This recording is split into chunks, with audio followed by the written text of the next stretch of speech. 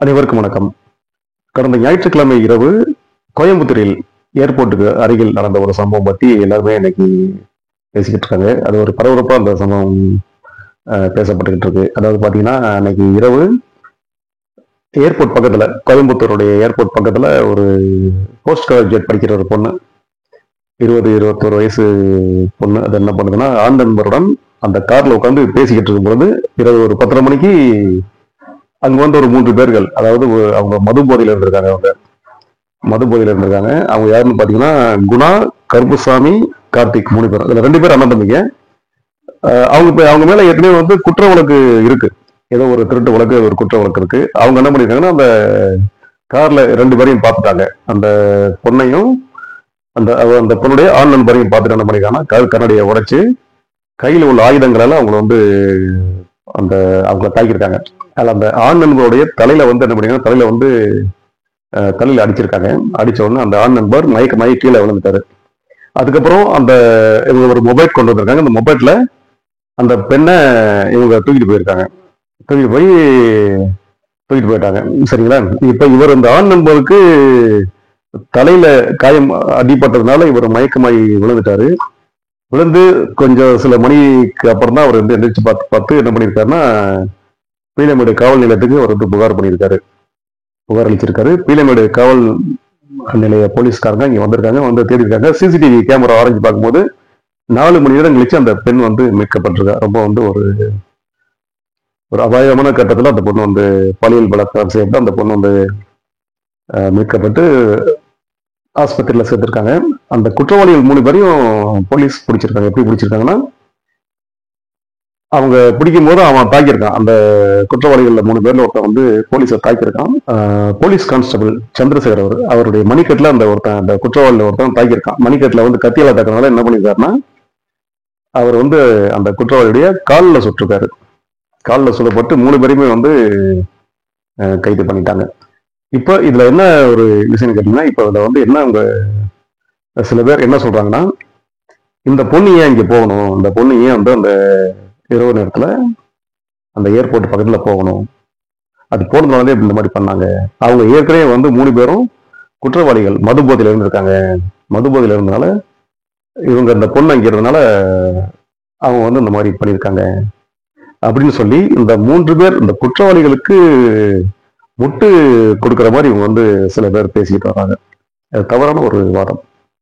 அதாவது என்ன கேட்டீங்கன்னா, மது போதையில இருங்க கரெக்ட். இந்த பொண்ணு வந்து ஒரு மேஜர், இந்த மனிதர் கிடையாது. ரெண்டாவது, தடை செய்யப்பட்ட இடம் கிடையாது. ஏர்போர்ட் பக்கத்துலனா கண்டிப்பா அது வந்து எல்லாரும் போகக்கூடிய ஒரு இடம் தான். இரவு நேரங்கிறது வந்து ஒரு 10:30 மணிக்கு அந்த பொண்ணு இங்க பேசியிருக்கு. அப்போ அந்த அந்த சம்பவம் என்ன நடந்தது, அந்த எதுக்காக அந்த பொண்ணு அங்க இருந்ததுங்கிறது தெரியாம அவங்க வந்து ஆளாளுக்கு ஒரு கதைகள் சொல்லிக்கிட்டு இருக்காங்க. இது முற்றிலும் தவறு.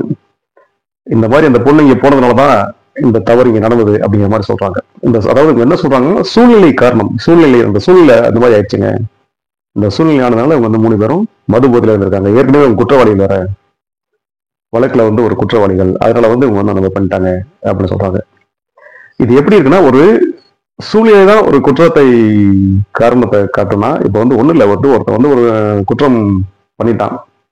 அவனை வந்து இப்போ வந்து விசாரிக்கிறாங்க. விசாரிக்கும் போது அவன் என்ன சொல்றான், நானுங்க பண்றது, எனக்கு ஒண்ணுமே தெரியாதுங்க, அந்த சூழ்நிலை அந்த மாதிரி அமைஞ்சு, அந்த மாதிரி சூழ்நிலை அமைஞ்சதுனால நான் அந்த குற்றம் பண்ணிட்டேன், எனக்கு இருக்கு எந்த சம்மந்தம் இல்லைங்க அப்படின்னு சொன்னா எப்படி வரும்?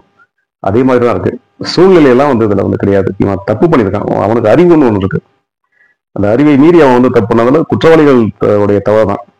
இந்த பெண்ணை வந்து கார்னர் பண்றது சரியான ஒரு வாதம் கிடையாது. ஏன்னா பொண்ணுக்கு வந்து முழு சுதந்திரம் இருக்கு, முழு உரிமை இருக்கு. அது வந்து அதோடைய பெர்சனல், அதை வந்து யாரும் இது பண்ணக்கூடாது. அப்போ சில பேர் கேட்கலாம், பெர்சனல்லாம் ஏன் அதை அங்கே போகணும்? எங்க அது வந்து எங்கே போறதுக்கும் அதுக்கு வந்து உரிமை இருக்கு. அது ஒரு மேஜர் பொண்ணு தான். இன்னைக்கு பாத்தீங்கன்னா 2K கிட்ஸ் எல்லாமே 2K கிட்ஸ் தான் வராங்க. 2K கிட்ஸ்க்கு எல்லா விஷயமும் தெரியும். அன்றைய காலகட்டத்தில் பாத்தீங்கன்னா நம்ம ஒரு விஷயத்தை பார்க்கணும்னா தேடி போகணும். ஒரு புக்கு படிக்கணும் கூட லைப்ரரி போகணும், லைப்ரரி போய் புத்தகங்களை தேடணும். ஒரு விஷயத்தை நம்ம வந்து பார்க்கணும்னா தேடி போய், ஒவ்வொரு விஷயமும் நம்ம தேடி போய் தான் நம்ம வந்து பார்க்கணும். ஆனா இன்றைய காலகட்டத்தில் எல்லாமே உள்ளங்கையில வந்துருச்சு. அப்போ 2K கிட்ஸ் பாருங்க, எல்லாமே உள்ளங்கையில இருக்கு அவங்ககிட்ட. அந்த உள்ளங்கையில இருக்கும்போது அவங்க எது நல்லது கெட்டது எதுன்னு அவங்க வந்து பகுப்பாய்ந்து அவங்க வந்து பிரிச்சு பார்க்குற ஒரு மென்டாலிட்டியில அவங்க வந்து இருக்காங்க.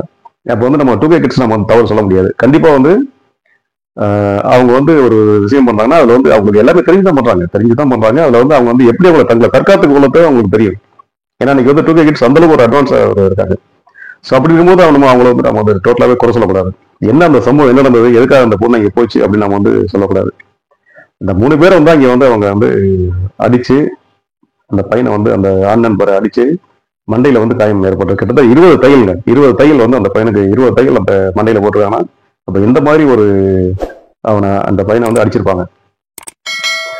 ஆண் நண்பர் கூட விட்டாங்க. இந்த சோசியல் மீடியால என்ன பண்றாங்க சில பேர் அந்த பெண்ணை தான் வந்து குற்றம் சொல்றாங்க. இந்த பெண் அங்கே போச்சு, பெண் போனதை பத்தி எல்லாம் இப்ப அது கிடையாது. அந்த குற்றம் நிகழ்ந்தது 3 பேர் வந்து அந்த மது அறிந்து விட்டு 3 பேர் மிகப்பெரிய ஒரு ஒரு இது பண்ணியிருக்காங்க, துன்புறுத்தல் நடந்திருக்காங்க. அதைத்தான் பேசணும் கண்டிப்பா. அவங்களுக்கு வந்து அதாவது இன்னும் கூட என்ன சொல்றாங்கன்னா, சில பேர் என்ன சொல்றாங்கன்னா காலில் கூட சுற்றக்கூடாது, டைரக்டாவே நீங்க வந்து என்கவுண்டர் பண்ணிருக்கலாம். ஒருத்தனையாவது என்கவுண்டர் பண்ணியிருந்தா அடுத்து எவனுமே யாருமே இந்த மாதிரி இப்ப ஒரு பாலியல் குற்றம் பண்றதுக்கு தயங்குவாங்க, பயப்படுவாங்க, அந்த மாதிரி சொல்றாங்க.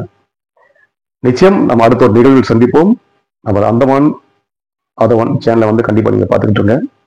நான் போடும் எல்லா வீடியோவும் உங்களுக்கு வந்து சேரும். சப்ஸ்கிரைப் பண்ணாத நண்பர்கள் சேனலை சப்ஸ்கிரைப் செய்து கொள்ளவும். நன்றி, வணக்கம்.